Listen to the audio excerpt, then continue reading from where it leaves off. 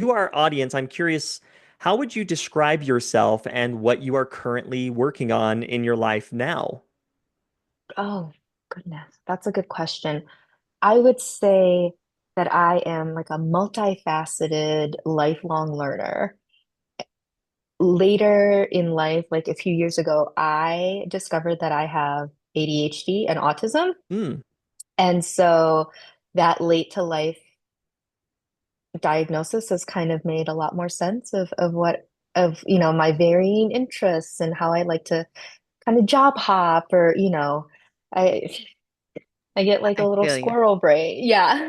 I feel you. Yeah. And so right now, I've had a career in higher education. I've worked in health and fitness. I was a foster parent for 3 years. I was a paralegal, and now my next endeavor is medical coding. Mm. Um, but when Jeremy and I first connected, I had a bigger presence on social media. And I've taken quite a step back just because it's very exhausting. Yeah. Um, yeah, and so, but I'm thinking about kind of getting more back into content creation. Mm. Um, I miss my community on there, and then I'm also speaking at Con, which is our national adoptee conference. Mm. So I'm doing two presentations at Con this year, and so I kind of want to get some feelers out there before the conference in June. Oh, for sure. I actually Very am cool. kind of curious about your experience as a Korean adoptee. One of the things that you and I do share is that we were both adopted into our families. However, I didn't quite have the same experience you did, where if correct me if I'm wrong, but there was a, s- a split from the culture of where you were raised and where your culture originates. Yes, yes. So I was born in South Korea, and then I was raised in Minnesota in the United States. And my family is white. My community at the time growing up, it's a little bit more diverse now, but my community growing up was about 99% white. Wow. Um, And my parents, I grew up in a very, very small town in rural Minnesota. So my parents didn't really have the resources or connections back in the, late 80s, early 90s Mm. to connect me with my culture. There were language learning camps and Korean camps and stuff, but all of that happened at least 4 hours away. Yeah. Wow. And that's a Mhm. very, very stark difference, South Korea to Minnesota. Mhm. That is very, very different. That would culture shock anyone. Yeah. Yeah. So I can only imagine being so young. And Yeah, and I was 3 months old, but I think, okay. if you think about like epigenetics and genetics and just like your heritage, like when I first started eating Korean food for the first time, is the first time I felt like, oh, this is what I was supposed to be doing all along. This is what my body was made Yeah, for. this is what my body was made for. Yeah. I love it. With Yep. with that in mind, I am also curious how this has driven your career or your personal life with discovering that about yourself and how it changed the trajectory of your life. Yeah, and I think it's hard being in all white environments and being a woman, and being a woman of color in the United States and seeing that. And so and I'm also the eldest daughter. Mhm. So my parents I have two brothers who are biologic to my parents. They had them after. Okay. Yep. And so I think I had eldest daughter achievement plus trying to probably masking my autism and ADHD at a young age, but masking trying to fit in. Mhm. And so um, originally I got into speech pathology in college because I was really wanting to help people talk because Mm. I didn't realize at the time, but had spent so long literally mimicking people. Wow, Yeah. like follow like doing all their movements and everything. Social Yeah. cues when it came to language, when it came to, because I was an early talker. I started reading at like 3. like Mm, reading full wow. books, like children's books at Wow. 3. And my mom said I started talking pretty early. I didn't walk. I didn't walk till I was nearly 2, but I talked really early. All the That's And I've focus was amazing. in always, the talking. yeah, and I've always had an expansive vocabulary. Mhm. Um, and so growing up with that, and then now fast forwarding 30 some years and trying to learn Korean, Mm, Mm, when it's it's so much more difficult because I don't have, besides K-dramas, I don't really have a lot of either first generation or Korean friends that yeah. I can mimic or take lessons from or have, this like regular exposure to. Yeah. mm. And your brain, our brains are not as absorbent. Right. The older that we get, the harder it is to learn. And that's why it often feels like you're running out of time I to can't learn learn something. anything now. I'm I'm curious if this that I don't want to say your upbringing, it's just this experience as a child trying to fit in all the time. Did this turn you into an adult people pleaser? Actually, no. I've Oh, always been, and I think that's where the autism comes in because there we go. I feel like it's kind of a superpower because they keep each other in check. Hmm. But even growing up, my parents have always said I was just very bold, just very blunt and bold, and didn't really care what people thought. I don't really get nervous, and I've never really gotten nervous, like with in high school, participating in sports or giving speeches in front of the class. Yeah. Um, it's never really affected me. You kind of just saw So the logic. yeah, I see it more pragmatically.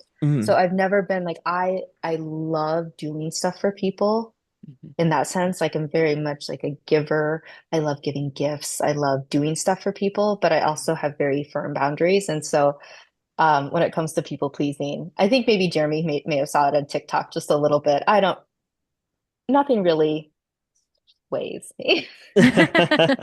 And I was gonna say, yeah, you're pretty tough. you Yeah. have the vision that helps you see right through certain people too. I could only imagine. Yeah, yeah, yeah. Like you Oh, can see other masks.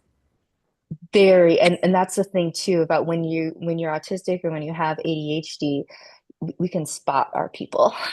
Oh yeah. Oh yeah. Yes. So wait, you see me? You see me right Yeah. Oh yeah.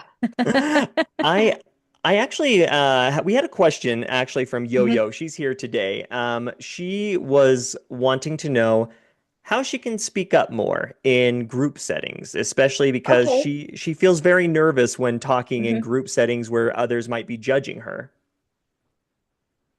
Yeah. No, Yo-Yo, is it regarding just like a general opinion of yours, or or maybe do you feel sometimes that you might have the wrong answer?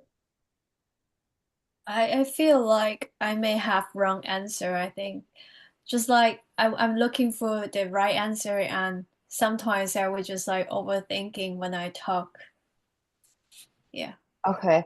Yeah, I think that just comes with um confidence. And so growing up too, I had um a a small group of friends, but a large group of friends because I graduated with 89 kids in my class. Wow, that's So small. very small. Um, but if you can find, even moving so much in my adult life, I've had to remake my group of friends. And so I think my best advice would be to maybe have a couple people that you really trust and that can become a safe environment for you and that can really give you some positive feedback or support you. And then start sharing just more of your opinions, more of answers if it's more of a discussion um or even like I don't know if you're like in an educational setting and you want to raise your hand and give an answer. My advice to you would be to start in a smaller, safe space, and then as you grow in your confidence, you'll feel more confident in social or more uncontrolled environments because I think that I'm also an optimist, and I would hope that people would always be a little bit more gracious in, wrong answer or something that needs clarifying, but that's not always the case. Yeah. Um, but just know that by speaking and continually gaining confidence, even if you're wrong, you were still right in the first place for taking that chance and that initiative to talk. Yeah. And that was actually Absolutely. one of the things that when we met, it was one of my favorite things about you. You were always speaking your mind, regardless if that was pissing someone off or if it was agreeing with someone. You always spoke your truth, and that's how I knew like, oh, I want this person as a friend because I want people in my life who speak their truth. Right. And again, I think it comes back to whenever you speak your mind or whenever you have thoughts that you want to share, you know, with whoever else will listen or not Mhm. listen or whoever wants to hear you, um, I think it's also a way for you to learn Yeah. and grow. And so, I mean, there were some times that I would speak and learn something, or oh, I maybe could have rephrased it better. Um, and that's has to do with like even me learning Korean is when I'll say something and if I say a phrase and someone corrects me, I'm like, oh, okay. Yeah. Because I think like learning Korean, we want to be, and maybe the same with learning English, we want to almost sound perfect. Mm, So I'll be absolutely. like, Yeah. like 안녕하세요 for like hello, but in Korea, the 안녕, if you want to sound like a native Korean, you don't have to pronounce 안녕하세요. Right. Yeah. We were actually just discussing that just a few days ago. We were saying um, a lot of times we won't even say any of the words, but you know exactly what we said. Like if I were to say, you know exactly what three words I just did not say. Mhm. Uh, that and I didn't say it. I didn't say it, right? Sometimes it's just about, it's not always about perfection. It's about an understanding, right?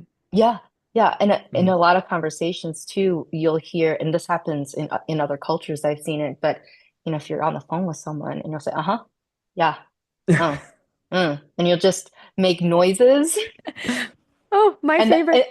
and that'll just be our entire conversation. And we, yeah, and then I'll talk and say some words, and the other person will just go, mm-hmm, yeah, Mm, mm. yeah. Mm. Yeah. Well, that's like my favorite thing. And I catch myself doing this all the time.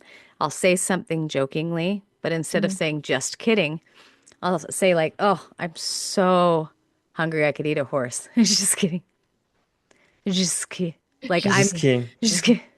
Just kidding. And I said just kidding. And you caught that I said just kidding, but I did not speak those words at all. right, Like our own code.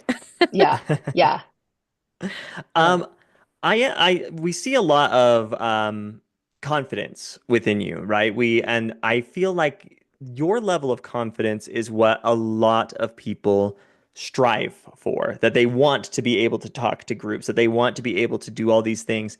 So I am curious, since you don't struggle necessarily in the confidence area, Mhm. where do you struggle? Where do you find that even though you are confident, you still have those struggles? Ooh. I struggle um in sometimes always being interested in what someone else is saying. Oh, explain that. Case, Like, how do you mean? case in point, my partner now, wonderful, wonderful human being. Mm. He is the first partner that I have ever had that has friends, a group of friends that he talks to on a regular basis, that has hobbies, that has multiple interests. He also has ADHD, Mm. but has multiple interests. And so he will sit here and he just loves life so much. He'll sit here and he'll talk enthusiastically. Everything from we went to the mall today and he found a pair of green pants he really wants to like the newest tech, or he had Nintendo Switch just Oh, came out yes. with their newest Switch model. 2. Yeah. Yeah, and so he was talking about that. And so sometimes he'll be talking to me and talking to me, and so it's like I almost get a little overstimulated. Mm. Um, but also it's so hard to look and sound interested. Tori, I you have no idea how much you just described my situation with Jeremy. Uh, Are you saying I talk too much? Yes. No, you don't talk too much. No, I oftentimes I also have ADHD, and sometimes when I look the most engaged, that's when my mind is somewhere completely else. Like I'm off at the grocery store in my mind. Hmm. And but I know that I want to be an active listener, and sometimes it's difficult to show genuine interest because when I do show genuine interest, it's kind of not showing in a way that looks interest and interesting at all. I'm like, Yeah. yeah, when I'm So I've quiet, yeah, yeah, when I'm quiet, I'm like, okay, I'm absorbing. yep. And you take time to Try process and everything. try to yeah. So I think that's something is really good active listening. I love meeting new people. I love hearing their stories, but I think around the people who we're most comfortable with, Yes. We let our mask off a little bit. we let our mask off, and I'm just like, we just talked about 10 different topics in a matter,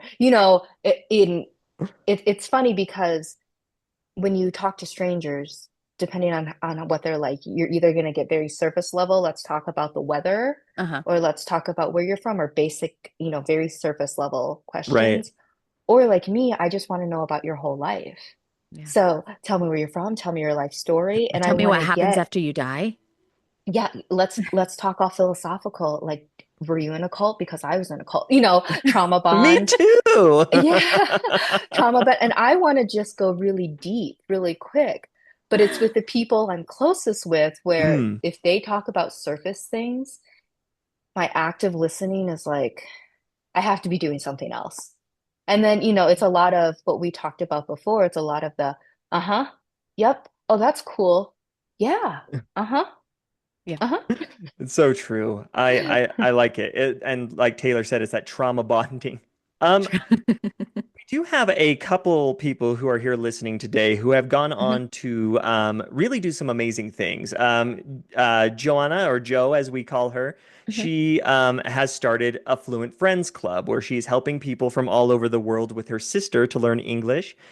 Stacy has gone into Chinese acupuncture after being a physical therapist to kind of help give her clients both sides. And Yeah. Yo-Yo is an artist who has recently started a challenge to get more artists to share their art and to get more out there.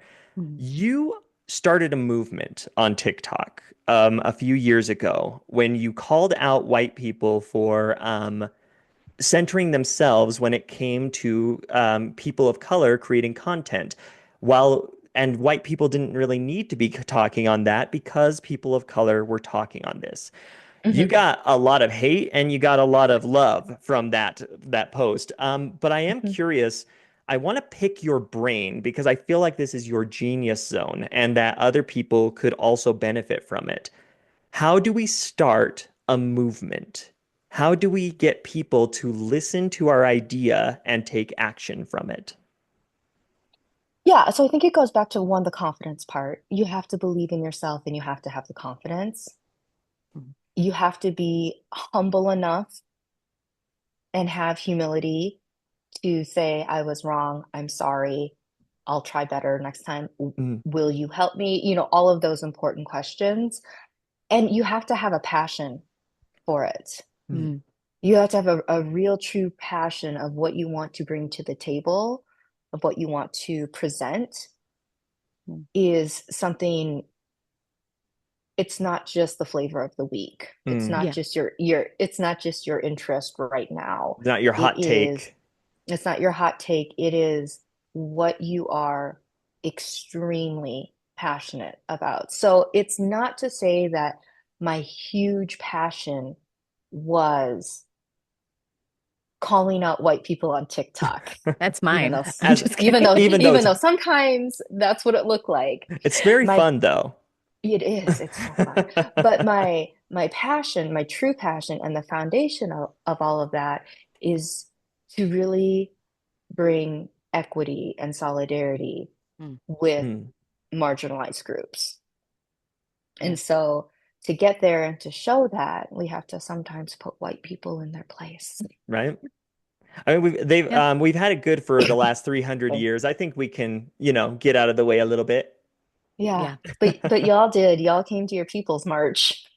I know, right? I actually really enjoyed that challenge. Mhm. I even received some feedback like, "Why are you doing this? Like, stop it." That Mhm. type of thing. I got comments on it and stuff, but I actually really enjoyed it. It was 100 days of n my face was gone, and it was duetting or bringing people onto my platform, which at that time had almost 10,000 followers, and to push that. And it really kind of made me look at that and go, wow, there are a shit ton of things that I center myself in.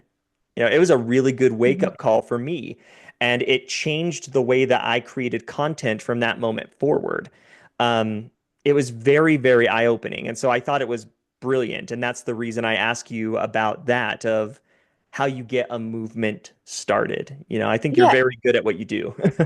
And then, along that, when you have the traits of having humility and being passionate about something and wanting change of whatever that may be, um, you took a look at yourself and you Mhm. re-examined and you learned some things about yourself, but also you kind of saw the community that you had already created. Right. And so, with a lot of people, if they had created a community based on hate, based on judgment, based on centering themselves, that was very evident Yeah. Oh, big quickly, time. quickly, right? And then you also see, as people like, as in my former influencer days, as someone with a very large following, you see what kind of community you're curating. Mm. And so that's where it starts small. So Yeah. you don't always have to make big changes, right? Yeah. It starts Mm. with conversations and changes within you and within people, close to you. Yeah, Yeah.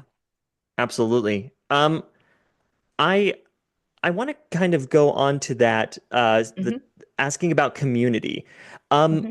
in a world where we've got a lot of fake people, right? We don't necessarily know who our friends are or anything like that until we actually get to know them, especially online. I feel like a lot of people can hide who they really are online. So, what are your qualifiers in order to find your people, especially if you are like our ladies, Stacy and Yo-Yo? They aren't in their country of origin. They're from Taiwan, moving to the Hmm. UK and America, and they have had a tough time readjusting into community. Yeah. Yeah, it is so difficult. I mean, I met three of my best friends on TikTok. I have not yet met one of them in person. We have Really? only had a FaceTime parasocial. He's down in Austin, Texas. Yeah. Wow. So I've never met him. I've gone through his divorce with him, his remarriage, we call each other brother and sister, but we've never had the chance to meet yet. Um, and I met Dominique and Francis on TikTok. So paperbacks and fried bread, and Mhm. she's having a baby. Wow, really? Yeah, I had no idea. yeah. So, um, but they've never met. So those two have never met, but we're all,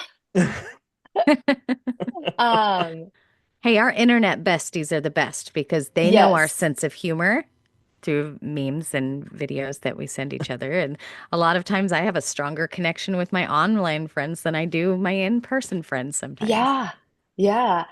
So I've been fortunate enough to be able to get to see them and meet them in person. And, luckily for me, yes, they are exactly like the way that they are. Yeah. Good. And I think that's also attributed to we've had FaceTime, a lot of FaceTime. And, when I look at people to kind of bring into my circle, Mm. um, I really look at how they treat people and I Mm. really look at like if they're doing the work themselves.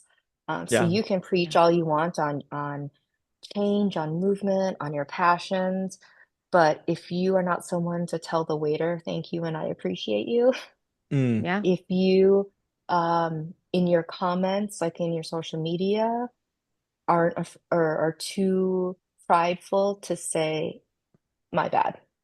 Yeah. Thank you, or Yes. thank you for correcting me, Yeah. or that was great, or that's a perspective I've never heard of before. Absolutely. Um, So many content creators have They crashed double out down. just because yeah, of they that double reason. down. They Yeah, double down and yeah, they say, no, this is why my decision was correct. And you're actually wrong for telling me that I your feelings. yeah, yeah. And so anyone like that, it is really hard to sift out, especially in today's world, Mm. with parasocial relationships. Parasocial meaning like pseudo-social or kind of I'll side type that for social. them Yeah. too. Yeah. Um, it's but even in real life, like I have a group of dog moms here at the apartment. There's about 20 of us, Mm. and about 10, 15 of us meet on a regular basis throughout the week. And we go to the dog park together, we go farmers markets, we take our dogs to all of the stores. And That's I'm cute. saying I'm saying him all of his favorite words right now, and he's like, Yeah. "What?" He's like, what We ride? Park? I know he's like, "We go on car rides." Go for a ride, to go on a walk, Um, go on a walk. Yeah. chicken.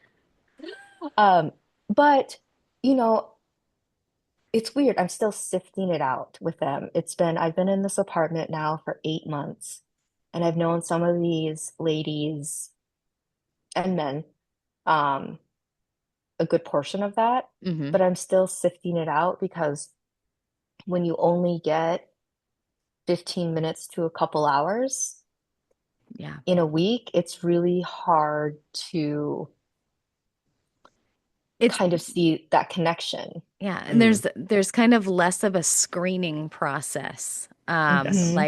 like a filter kind of, because online you can easily kind of figure out who this person is, and but in person you just have what they're telling you to your face, Yes. and Hmm. so sometimes you don't know what they're like at home. You don't know what they're like when the doors are closed.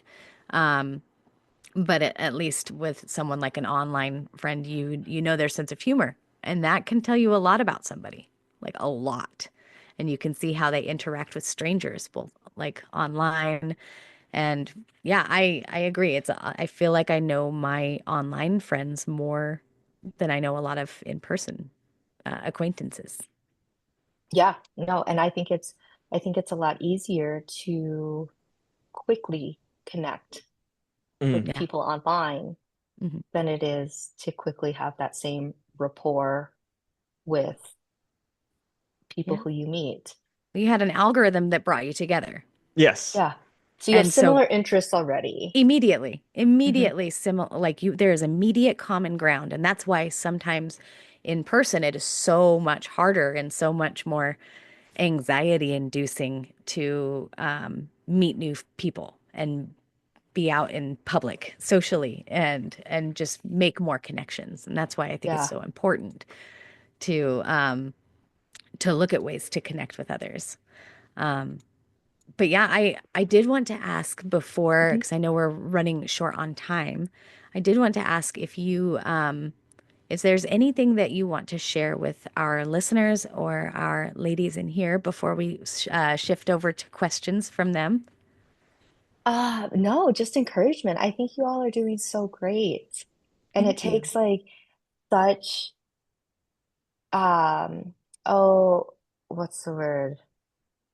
Like you're taking a chance on yourself, and you're taking a chance on your future, and you're taking a chance on future connections and networking and opportunities, right? Mm.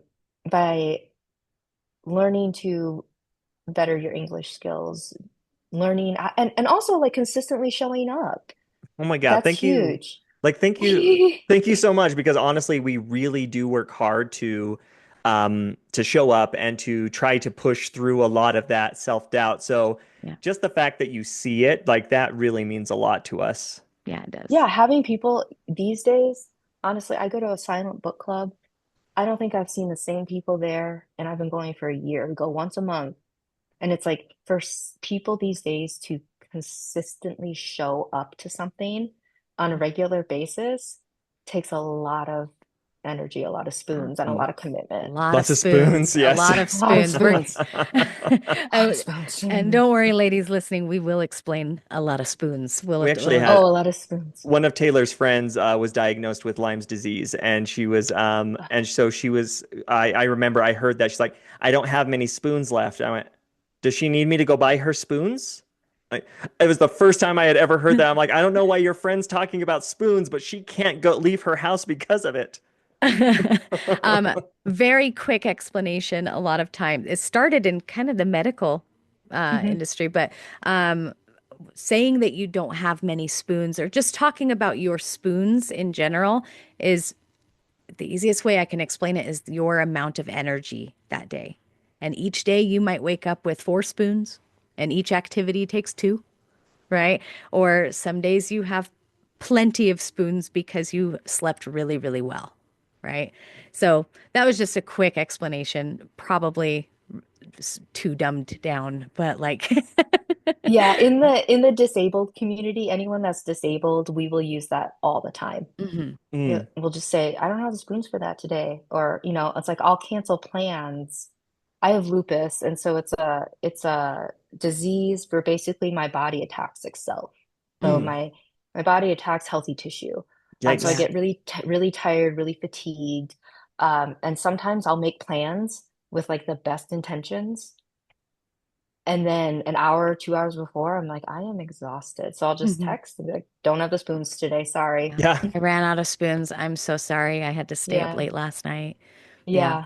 And I've noticed it has been transitioning and because it still has its same meaning, but now it's starting to be used more frequently by um, people who are, who are not disabled Right. and just to explain their energy. But I know that I don't tend to like it very simplified like that.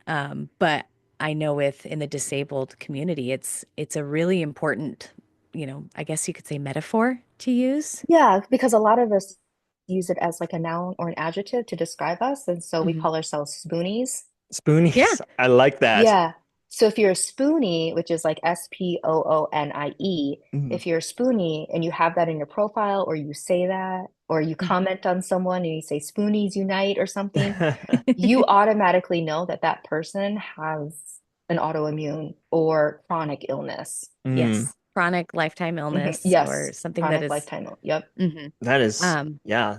I I think it's incredible that the disabled community does get with each other. I noticed that as time goes by, you people either become more inclusive or more exclusive. I don't know why. I'm still trying. I'm still looking at the psychology of that myself, but I'm just kind of noticing that pattern. You either start accepting more people or you start accepting less people.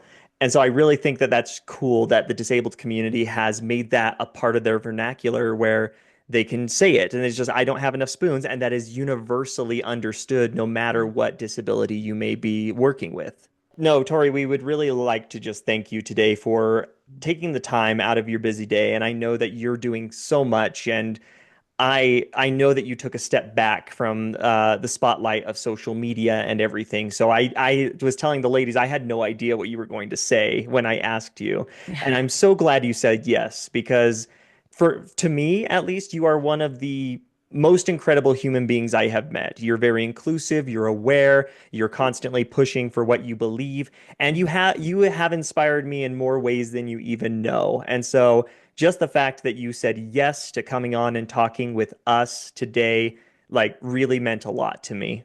We truly appreciate you being here. Oh, that's so sweet, y'all. That's That so sweet. that being said, do you want us to send your bill somewhere else? Like you are being charged for being here. Thank you for your time. Your hour is up. But yes, let's go ahead and end it. Goodbye, Bye, YouTube. listeners.